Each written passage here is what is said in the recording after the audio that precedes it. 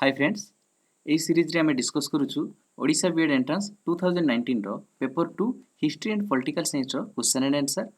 4 June 2019 रे shift 1 रे आस्थिबा क्वेश्चन रो डिटेल एनालिसिस करिबा टोटल 20 टी question and full mark is 20 this is part 5 next videos गुडी को देखिबा पई कमेंट बॉक्स को जानतु एवं सेठारे दिया जायतिबा लिंक रे क्लिक करी ऑल वीडियोज देखि नियंतु ए डिटेल एनालिसिस रे question pattern and difficulty level जानि सला परे आपनको प्रिपरेशन बहुत इजी हेबो so let's start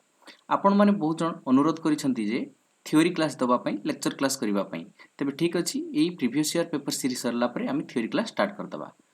first question the Cripps Mission came to India in 1942 the main proposal of the mission was what Cripps Mission India को 1942 रे आसीथिला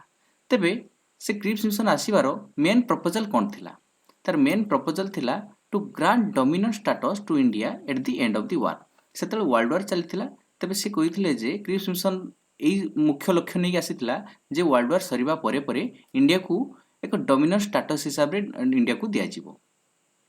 जाको बहुत विरोध मध्ये करा जायथिला नेक्स्ट क्वेश्चन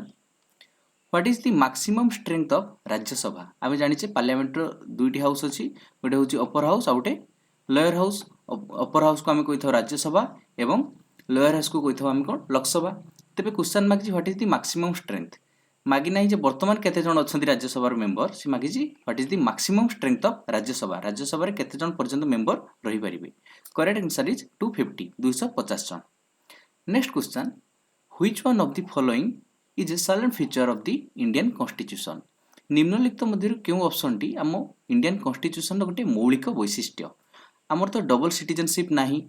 कहीं आम समस्ते इंडियन आम कहबान जे आम ओडिया कि आम बांग्ला एमती तो आम कहून आम कहू वी ऑल आर इंडियन तेज आमर ये डबल सिटीजनशिप नाही अमेरिकार डबल सिटीजनशिप अच्छी किंतु इंडिया रे नाही प्रेसिडेंशियल डेमोक्रेसी भी नहीं जे प्रेसिडेंट ये राज करती this is not a Hindu state तेज कौटा ठीक हम देखा this is partially unitary and partially federal आम जाचे जे आमर फेडरल अच्छी केमती ना आम स्टेट गवर्नमेंट अच्छी एवं सेंट्रल गवर्नमेंट भी अच्छी तेणु partially unitary and partially federal next question को जीवा which of the following countries signed the Munich pact with Hitler in 1938 1938 रे हिटलर का सहित केउ कंट्री म्यूनिक पैक्ट रे बा म्यूनिक चुक्ति रे स्वाक्षर करथिला correct answer is France France कोन करथिला ना हिटलर का सहित 1938 रे म्यूनिक पैक्ट रे साइन करथिला who gave the following slogans the Vedas are the source of all knowledge and go back to Vedas निम्नलिखित मध्य क्यों महान व्यक्ति कही जे आम जो चारोटी वेद अच्छी ऋग साम यजुर अथर्व ये चारोटी वेद होची समस्त ज्ञानर मेन सोर्स एवं से मध्य कही चलो वेद को फेरी जा गो बैक टू वेदस या किए कही स्वामी दयानंद सरस्वती कही next question which treaty was signed on 16 August 1765 between Mughal empire Shah Alam II and Robert Clive of the East India Company as a result of the battle of Buxar question आसी बैटल ऑफ बक्सर युद्ध परे परे Shah Alam II Robert Clive को सहित गोटे चुक्ति स्वाक्षर करथिले तेबे से चुक्तिर नाम कौन the correct answer is treaty of Allahabad ये ट्रिटी ऑफ अलाहाबाद केबे हितला मन रखंतु बैटल ऑफ बक्सर परे हितला 1765 रे हितला कहा का मध्य रे हितला मुगल एम्पायर शाह आलम II एवं रॉबर्ट क्लाइव को मध्य रे हितला next question what is the maximum period during which the parliament is suppose to meet question मागी जे साधारणतः जो पार्लियामेंट मीट हुए पार्लियामेंट विभिन्न सदन चले तेबे तार मैक्सिमम पीरियड केते होबा उचित the correct answer is 6 month 6 मास रे मैक्सिमम 6 मास तार मैक्सिमम पीरियड जोथरे कि पार्लियामेंट निश्चित रूपे मीट करिवार अछि poverty and on British rule in India was written by a पुस्तकटी किए लिखिथिले poverty and on British rule India याको लिखिथिले Dadabhai Naoroji poverty and on British rule in India next question when was the League of Nation formed question मागछि League of Nation केबे गठन करा जायथिला द करेक्ट आंसर इज 1920 रे League of Nations form हेतला who led the foundation of British empire in India British empire British Raj जो भारत में आरंभ होता से ब्रिटिश राज मूलदुआ किए स्थापन करते the correct answer is Robert Clive एबे आम आलोचना करथिले जे रॉबर्ट क्लाइव साइन करथिले बक्सर युद्ध रे सी रॉबर्ट क्लाइव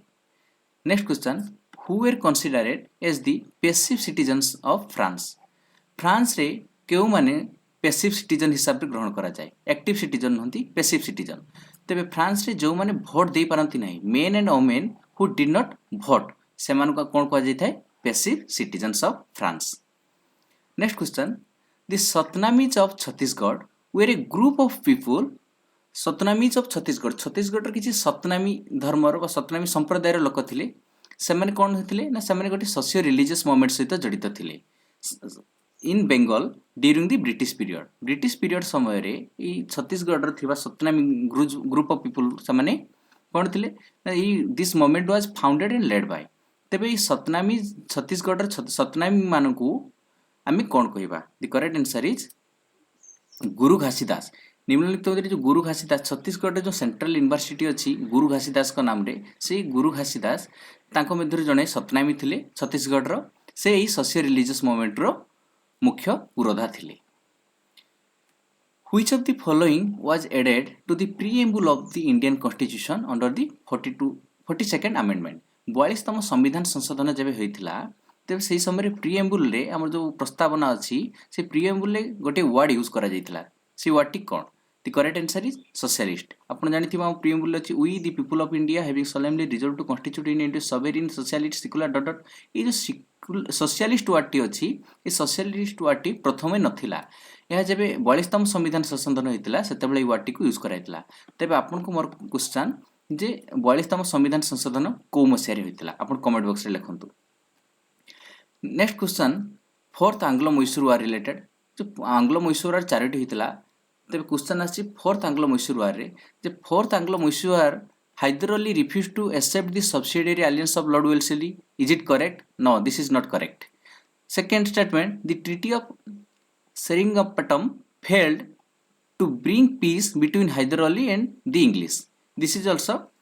नॉट करेक्ट तबे कोन हेबो ना statement 1 is false statement 2 is false next question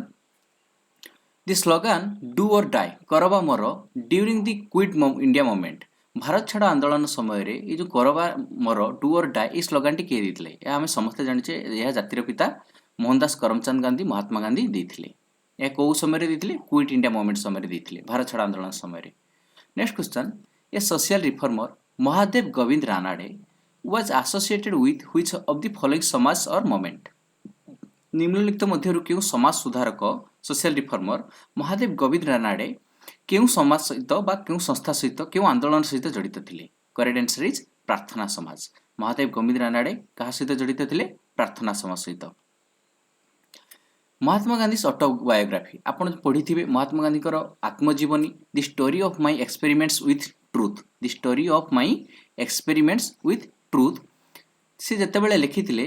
तो question mark in which of the following languages तांको आत्मजीवनी बहुत लैंग्वेज रे एडिशन अछि किंतु से प्रथमे जतेबेले तांको आत्मजीवनी लिखिथिले से केउ लैंग्वेज रे लिखिथिले आमे जानिचे महात्मा गांधी गुजरात रे जन्म ग्रहण करथिले तबे तांको मदर टंग कोन हेतिबो गुजराती हेतिबो तेनु से तांको ऑटोबायोग्राफी केउ लैंग्वेज रे लिखिथिले ना गुजराती रे लिखिथिले next which one of the following social reformers married a 23-year-old widow in 1893 and also established the Widows Remarriage Association in the same year. निम्नलिखित मध्यरु केउ सोशल रिफॉर्मर 1893 मसिया जड़े 23 वर्षर विधवा को विवाह करथिले एवं सही वर्ष से गोटे एसोसिएशन तैयारी करथिले ता नाम थिला विडोज रिमेरेज एसोसिएशन से समय आपण मान जानिथिबे जे जो माने सतीदाह प्रथा थिला एवं विधवा मानकू सतीदाह प्रथार शिकार होबा पडुतला तनु से कोन करथिले ना विधवा को पुनर्मेरेज करिवा पई पुनर्विवाह करिवा पई से गोटे योजना करथिले ई सब कुसंस्कार को दूर करिवा पई तनु तांको नाम कोन तांको नाम हेउची धंड केशव कर्वे से महात्मा को देखंतु तांको भेटिवा पई आइंस्टाइन मध्ये आस्थिले नेक्स्ट क्वेश्चन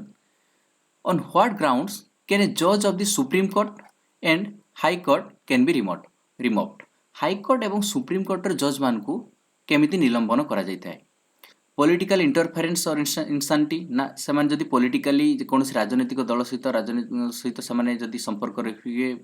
एटा तो नुहे डिजेबिलिटी ऑफ द बॉडी तांको शारीरिक असुस्थता एटा भी तो नुहे इनसॉल्वेंसी इन्फॉर्मिटी ऑफ बॉडी और माइंड प्राय एटा भी नुहे तबे देखिबा करेक्ट आंसर इज मिसबिहेवियर जदि से कौन प्रकार असद आचरण करती मिसबिहेवियर करती तेरे हाइकोर्ट और सुप्रीमकोर्टर जज को रिमूव कर निलंबन कर next question which of the following rights is granted to the non citizens of India जो मैंने भारतर नागरिक नुहति विदेशी नागरिक निम्नलिखित मध्य आम इंडियन कन्स्टिट्यूशन से क्यों अधिकारटी देछि right to reside in India Bharat में रही ना राइट टू एक्वायर प्रॉपर्टी से आम संपत्तिगत अधिकार जोटा अच्छी प्रॉपर्टी अच्छी से कौन अधिकार करेंगे ना राइट टू बिजनेस ना देखा कौन ना right to profess any religion से भारत में जेकोसी धर्म को ग्रहण करेंगे धर्म प्रचार प्रसार सब करेंगे आम इंडियन कन्स्टिट्यूशन से अधिकार देछि कौन नॉन सिटीजन्स ऑफ इंडिया जो मैंने भारतर नागरिक नुहति विदेशी नागरिक